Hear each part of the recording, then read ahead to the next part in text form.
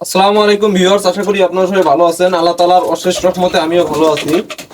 তো এই যে দেখেন আমার কয়েল পাখিগুলো কিন্তু এখনো সুস্থ সবল আছে এবং ডিম দিতেছে। তো এগুলো আনার কিন্তু 4 মাসের মতো হয়ে গেল। তো দেখেন এখনো কয়েল পাখিগুলো ডিম দিতেছে। তো এখানে 10টা কয়েল পাখি যখন নিয়ে এসেছিলাম তখন কিন্তু এরা 8টি করে ডিম দিত, 9টি করে ডিম দিত। তো এখন যেহেতু আবার আনার অনেক দিন হলো, আর এই পাখিগুলো খামারি বিক্রি করে দিয়েছে যখন এরা বুঝতে পেরেছে যে ডিমটা কমে গেছে তখন। আমি কিন্তু ওই অবস্থায় কিনে নিয়ে এসেছি এবং আমার এখানে আসার পর এরা নিয়মিত ডিম দিতেই আছে। এই যে দেখেন এখনো 7টা করে ডিম দেয়। এই যে দেখেন 7টা করে ডিম। এই যে দেখেন মাত্র অল্প একটু খাবার খায় এবং দেখেন কত বড় বড় একটি করে ডিম পারে। তো পাখির তুলনায় ডিম কিন্তু অনেক বড়।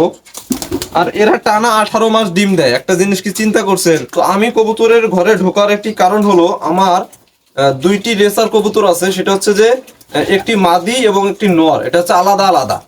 তো সেই কবুতর দুইটাকে আমি জোড়া দিব। আমি আপনাদের দেখাই কিভাবে আমি রেসার কবুতরের জোড়া দিব আজকে।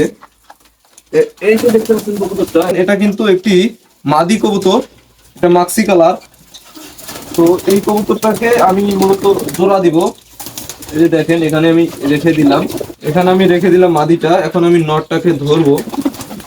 এই যে এই যে বন্ধুরা দেখতে পাচ্ছেন, এটা কিন্তু সবজি নর। আমার রেসার কবুতর গুলো কিন্তু মাশাআল্লাহ অনেক বড়। দেখেন সাইজটা অনেক সুন্দর। ওটা হচ্ছে মাক্সি কালার, এটা হচ্ছে সবজি কালার। দেখেন আমার হাতে আটতেছে না, এত বড় সাইজ। তো এখানে আমি ঢুকিয়ে দেই। তো বন্ধুরা যে দেখেন কবুতর গুলো কেমন করতেছে বের হওয়ার জন্য, যেহেতু এতদিন ছাড়া ছিল। তো আজকে হঠাৎ করে যেহেতু খাঁচার ভিতরে উঠালাম, খাঁচার ভিতরে ঢোকার পর থেকেই দেখেন কিরকম করতেছে, শর্টকাট করতেছে বের হওয়ার জন্য।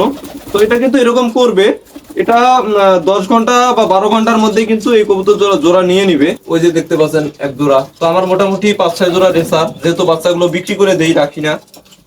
তো যদি বাচ্চাগুলো বিক্রি না করতাম তাহলে কিন্তু অনেক রেসার আমার হয়ে যেত। তো আরো রেসার আছে, আপনাদের দেখাই। এই যে তো বন্ধুরা এই যে একটা রেসার কবুতর দেখতে পাচ্ছেন, এটাই কিন্তু আমার প্রথম রেসার কবুতর।